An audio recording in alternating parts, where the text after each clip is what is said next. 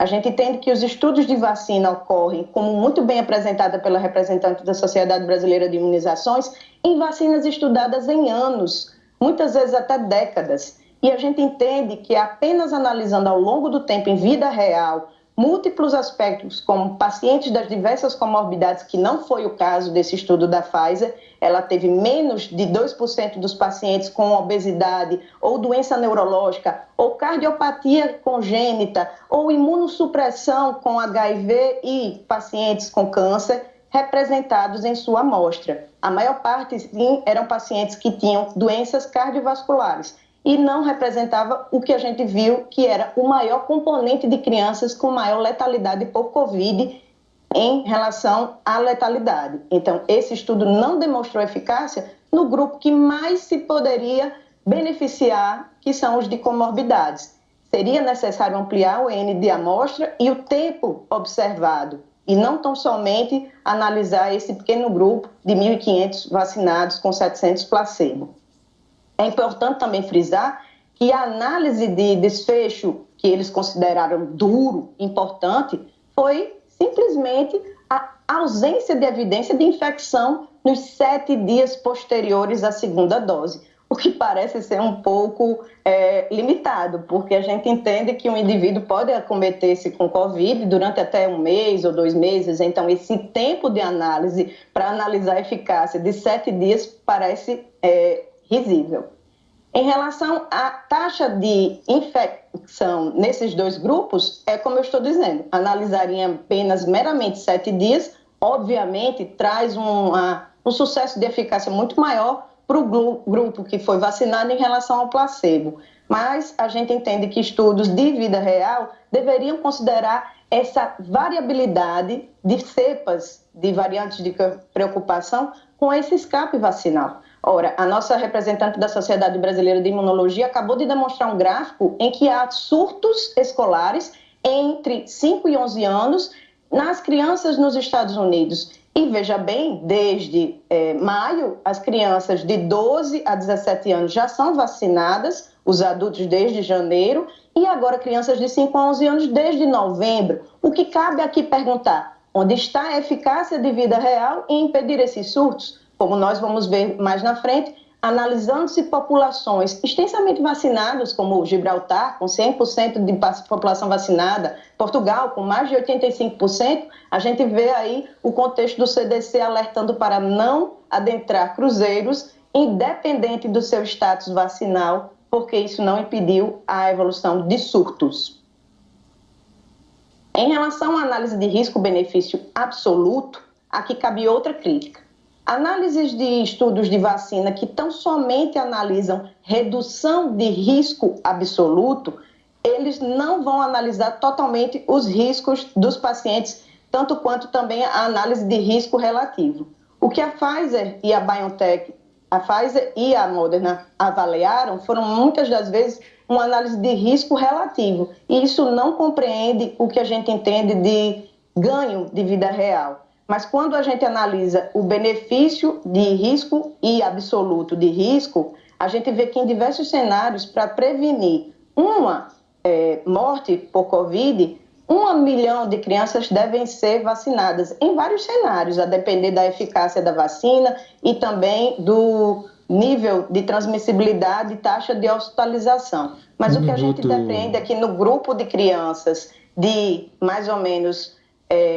crianças que estão entre 5 e 11 anos, meninos, a chance de evoluir com miocardite em excesso é de 179 casos para cada 1 milhão de doses e 98 hospitalizações por miocardite, com 57 destas em UTI. Ainda que não se tenha nenhum óbito relatado por miocardite, é importante frisar que esse estudo analisou apenas e tão somente essas crianças por 2 meses. E na literatura, como nós vamos mostrar muito rapidamente, a revisão que a nossa colega cardiologista analisou, vou passar aqui para chegar lá, mostrava que a análise desses casos de vacina em crianças não considerou esse tempo demorado de mais de 2 meses. Quando a gente analisa, por exemplo, o relato de caso de Mehdi de Garay, que foi uma criança com 12 anos vacinada no subgrupo da Pfizer entre dezembro de 2020 e janeiro de 2021, ela apresentou, simplesmente, após a segunda dose, todos os sintomas relacionados à reação adversa grave, com inclusive paralisia de membros inferiores, necessidade de sonda nasogástrica para alimentação até os dias de hoje, e dores com náusea, vômito e perda de sensibilidade, com dor constante até os dias de hoje. Essa criança não foi considerada no grupo de vacinação e, principalmente, ela foi relegada a uma condição de simplesmente náusea e vômitos. Não foi considerada como gravidade. Há esse relato de 14 óbitos entre 12 e 17 anos, após a Pfizer ter sido feito o estudo em adolescentes. E o que eu gostaria de mostrar é que, dentro do contexto de aqui uma análise de risco entre Moderna e Pfizer, no estudo ainda não cego, mostrou-se 15 óbitos no grupo de vacina e 14 no placebo. Então, é realmente interessante analisar se essas vacinas realmente reduziram a mortalidade. A gente entende que existem inúmeras análises de benefício das inúmeras vacinas que a gente conhece, mas até mesmo para pólio a gente entende que houve uma condição de modificação entre a vacina de vírus oral e inativado, e a depender da questão também socioeconômica de cada país. Em relação à de rotavírus, nós temos também a presença de modificações nessa vacinação ao longo do tempo, porque nos Estados Unidos a vacinação levou a muito mais graves quadros gastrointestinais do que a prevenção de infecções. Em relação à dengue, já é sabido por todos que durante os 4 anos de estudos, em vida real, foi observado uma doença amplificada por anticorpos que levou a uma supressão dessa vacinação em população que já tivesse sido exposta à dengue, porque amplificou a doença inflamatória. Em relação à evolução biológica do SARS-CoV-2, nós temos que sim, a Ômicron vem aí desafiando os inúmeros casos no Reino Unido, nós temos surtos em populações completamente vacinadas. Eu tenho quanto tempo ainda? Já estourou. Eu não tenho os 4 minutos extras já também? Já estourou, inclusive.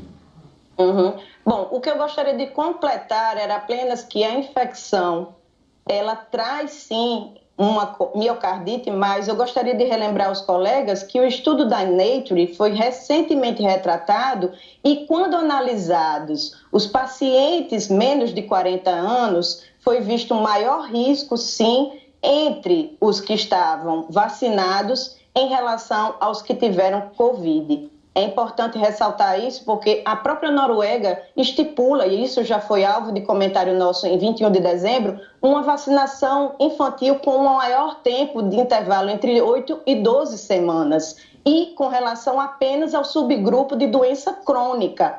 E com relação aos outros países, tanto a Austrália como outros países como o Reino Unido e Ontário, mostraram esse risco de miocardite, sim, importante, que não deve ser de forma alguma subestimado. Aqui está o estudo, ainda em pré-print, da equipe da Nature, que mostrou que pacientes de 12 a 39 anos tinham 95 casos de miopericardite por milhão de segundas doses. Eu peço 1 milhão de desculpas.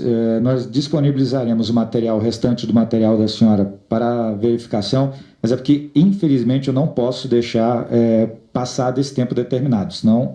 Sem problema, eu concluí toda a minha apresentação e agradeço a oportunidade de deixar aí o artigo do Circulation, da American Heart Association, que demonstrou cabalmente que as vacinas de RNA mensageiro aumentaram em 2,2 o risco cardiovascular nos pacientes que apresentaram a vacinação de RNA mensageiro. Perfeito, doutora, muito obrigado. Peço desculpa por ter interrompido tantas vezes. Vou voltar a lembrar os senhores e as senhoras da importância, por favor, senão nós teremos que tirar tempo dos nossos telespectadores e internautas no final.